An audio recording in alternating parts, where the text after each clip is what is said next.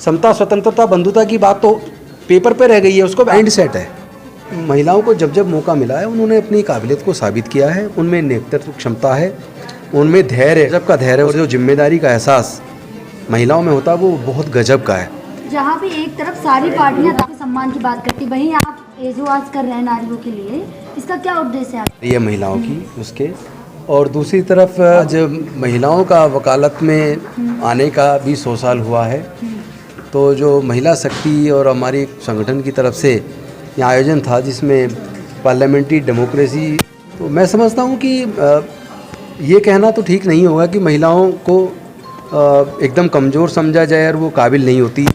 मायावती जी रही हों, चाहे जयललिता जी रही हों, चाहे ममता जी हों, महिलाओं को जब जब मौका मिला है उन्होंने अपनी काबिलियत को साबित किया है, उनमें नेतृत्व क्षमता है, उनमें धैर्य, गजब का धैर्य, शायद पुरुषों में इतना धैर्य नहीं होता जितना महिलाओं में होता है, और जो जिम्मेदारी का एहसास महिलाओं में होता है वो बहुत गजब का है। उस सोच को रिस्पेक्ट देनी चाहिए, लेकिन साथ ही साथ ये भी हमें समझना चाहिए कि वो धर्मशास्त्र जो महिलाओं को पुरुष की संपत्ति बताती हो, ऐसे धर्मशास्त्रों को छोड़ देना चाहिए। क्योंकि इंसान सभी इंसान को, स्त्री हो पुरुष हो, किसी भी जाति धर्म के हो, किसी भी वर्ण के हो, उनको मुझे लगता है कि बराबर का दर्जा मिलना चाहिए और बराबर दृष्टिकोण से के साथ व्यवहार होना। कोई भी देश हो वो केवल पुरुषों से आगे नहीं बढ़ सकता। अगर महिला और पुरुष दोनों साथ मिलकर आगे बढ़ें तो मैं समझता हूँ वो देश बेहद मजबूत होगा, जहाँ महिला और पुरुष दोनों मिलकर आगे बढ़ती हैं। भारत में भी धीरे धीरे महिलाएं अब हर क्षेत्र में लगभग आ चुकी हैं, लेकिन अभी भी जो स्पेस की ज़रूरत है उतना स्पेस नहीं है। आज भी जो चुन के जाती हैं महिलाएं, तो उनका जो ऑफिस का ज़्यादातर काम अभी भी पुरुष देखते हैं, तो उसमें बदलाव धीरे धीरे आ रहा है। महिलाएं धीरे धीरे कॉन्फिडेंट होकर अपनी जिम्मेदारी निभा रही हैं। कह रहे महिलाएं अभी तक आगे नहीं, लेकिन आप ये भी तो देखिए कि राष्ट्रपति हैं वो भी एक महिला ही है। अब देखिए, ये हमारे लिए गर्व की बात है कि हमारे देश में दूसरी महिला राष्ट्रपति बनी है, और महिलाओं को तो हर क्षेत्र में भागीदारी मिलनी चाहिए, चाहे राष्ट्रपति हों, चाहे प्रधानमंत्री हों, चाहे दूसरे मंत्रिमंडल हो, MP हों, MLA हों, हर जगह भागीदारी मिलनी चाहिए। क्योंकि देश तो तभी आगे बढ़ेगा जब दोनों गाड़ी के दोनों पहियों में बराबर हों। अगर एक पहिया थोड़ा छोटा है, एक बड़ा है, तो उसकी रफ्तार उतनी नहीं बन सकती, लेकिन अगर दोनों पहिए बराबर हों तो रफ्तार ज़्यादा होती है। भाई, मैं आपसे पूछना चाहूँगी, जहाँ एक तरफ सब महिला सुरक्षा की बात करते हैं, लेकिन दूसरी तरफ अगर दूसरा पक्ष देखा जाए तो महिला सुरक्षा नज़र नहीं आती दूर दूर तक कहीं। देखिए, माइंड सेट है हमारे मेल डोमिनेटेड सोसाइटी, और महिलाओं को लेकर जिस तरह के भाव मन में है और जिस तरह धर्मशास्त्रों में महिलाओं की स्थिति दिखाई गई है, वो स्थिति भी उसके लिए जिम्मेदार है। ऐसी कोई भी बात जो महिला को संपत्ति दिखाए या महिला को ये दिखाए कि वो पति के लिए बच्चे पैदा करना और उसको खुश रखना वही उसका काम है, ऐसे शास्त्रों को हमें किनारे कर देना चाहिए। महिला कोई संपत्ति नहीं है, जिस तरह पुरुष है उसी तरह महिला है। भाई, आजकल एक प्रधानमंत्री जी का एक बयान है जो ज़्यादा वायरल हो रहा है, जिसमें सोनिया गांधी जी के लिए कहा गया था कि ये कौन सी विधवा है जो पेंशन ले रही है। देखिए, ऐसा कोई भी व्यक्ति बयान देता है तो ये उसका दिवालियापन है। मुझे लगता है कि लोगों को सबको सम्मान चाहिए, पुरुष हो या स्त्री हो, और आप सम्मान देंगे तो ये आपको मिलेगा।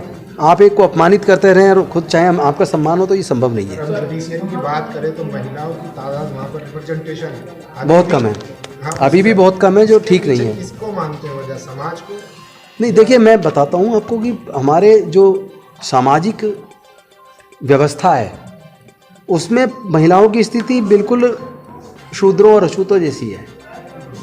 तो जब तक और हमारे धर्मशास्त्र में भी वही स्थिति दर्शाई गई है, तो ऐसी व्यवस्था को हमें बिल्कुल छोड़ देना चाहिए जो किसी को जाति की वजह से, किसी को लिंग की वजह से, किसी को भाषा की वजह से, किसी को क्षेत्र की वजह से, किसी को वर्ग की वजह से, किसी को कमतर आके, हमें ऐसी व्यवस्था को मजबूत करना चाहिए जिसमें सबको साथ लेके, सबको सम्मान के साथ आगे बढ़ने का अवसर। क्षेत्र देखे जाए तो इतने पिछड़े हैं जहाँ की महिलाएं उभर के नहीं आ पाती बाहर। अभी बहुत क्षेत्र बचे हुए हैं, लेकिन सब में भागीदारी की ज़रूरत है, और मुझे लगता है कि देश को तैयार होना चाहिए, और लोग तैयार हो भी रहे हैं। सबको हिस्सा शेयर तो देना पड़ेगा, रिस्पेक्ट तो देनी पड़ेगी। आप उन महिलाओं के लिए क्या कहना चाहेंगे जो बहुत ज़्यादा पिछड़े वर्ग की महिलाएं या फिर बहुत ज़्यादा उस एरिया से आती जो उभर के नहीं बाहर आ पाती? मुझे लगता है कि महिलाओं में नेतृत्व क्षमता है, उनको आगे आना चाहिए, और पुरुषों को लिए भी मेरा ये संदेश है कि वो अगर अपने परिवार की भी तरक्की चाहते हैं तो किसी भी परिवार को देख लो जहाँ महिला और पुरुष दोनों मिलके काम कर रहे हैं एकजुट होकर, वो परिवार तरक्की कर रहे हैं। तो उसी तरह देश और गांव और हर जगह ये बात लागू होती है। लास्ट वाले तुगलकाबाद में बाबा साहब की मूर्ति की तोड़ी गई है, इस पे क्या कहेंगे? बेहद शर्मनाक है। अगर सरकार, अगर जो आर्कियोलॉजिकल डिपार्टमेंट ये कहता है उनकी ज़मीन है, तो क्या डॉक्टर बाबा साहब अम्बेडकर की मूर्ति है? मुझे वहाँ से सूचना मिली, क्षेत्रीय विधायक ने मुझे बताया, जो वहाँ क्षेत्र के विधायक हैं सहीराम पहलवान जी, उन्होंने बताया कि वहाँ तो हज़ारों करोड़ की ज़मीन बेच खाई नेताओं ने और दबंगों ने। तो ऐसा ही क्या कर रहा, सो रहा है क्या? कोर्ट सो रहा है क्या? उस ज़मीन को क्यों नहीं खाली कराती? आखिर डॉक्टर बाबा साहब अम्बेडकर से इतनी नफरत क्यों? बाबा साहब की मूर्ति को जिस तरीके से हटाया गया, ये शर्मनाक है। मुझे लगता है जितना अवैध कब्जा हो सारा हटाओ ना, और सबके साथ एक जैसा व्यवहार करो ना, एक जैसा ट्रीटमेंट करो ना। ये नहीं है कि जो ताकतवर है बैठा है। और मैं देख रहा हूँ कि जहाँ किसी ने बेचारे ने झुग्गी डाल रखी है, 40 साल 50 साल से रह रहा है, उसको हटा दिया, और जिसने वहाँ पे शोरूम बना लिया सरकार की जमीन, उसका शोरूम सुरक्षित है। ये तो माइंडसेट की बात है। दिल्ली सरकार पर अधिकार है क्या केंद्र सरकार के किसी उस पर एक्शन लेने का? ये तो आप सोचो। क्या जो सरकार है वो बाबा साहब सबके पर बाबा साहब अम्बेडकर का नाम लेने से काम नहीं चलेगा। उन्होंने जो संविधान बनाया उसके संविधान को आचरण में लाओ। समता, स्वतंत्रता, बंधुता की बात तो पेपर पे रह गई है, उसको आचरण में तो लाओ। लोगों का अधिकार सुरक्षित कहाँ है? बोलने मात्र पे तो झूठे केस बना के जेल में डाल दिया जाता है।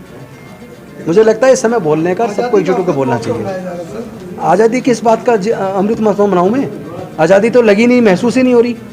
डर के माहौल में लोग जी रहे हैं, नफरत का वातावरण पैदा किया जा रहा है। कोई जाति के नाम पे, कोई धर्म के नाम पे जाति पूछ के हत्या कर दी जाती है। कहते हर घर में तिरंगा लगाया जाएगा। तिरंगा तो हमारे दिल में है, हमारे हृदय के अंदर तिरंगा है। तिरंगा को हम सम्मान करते हैं क्योंकि हमारा जो देश का जो पहचान है वो गौरव है। लेकिन उसको हाथ में लेने से नहीं बनेगा, उस तिरंगे की भावना को आचरण में उतारना पड़ेगा, तब बात बनेगी।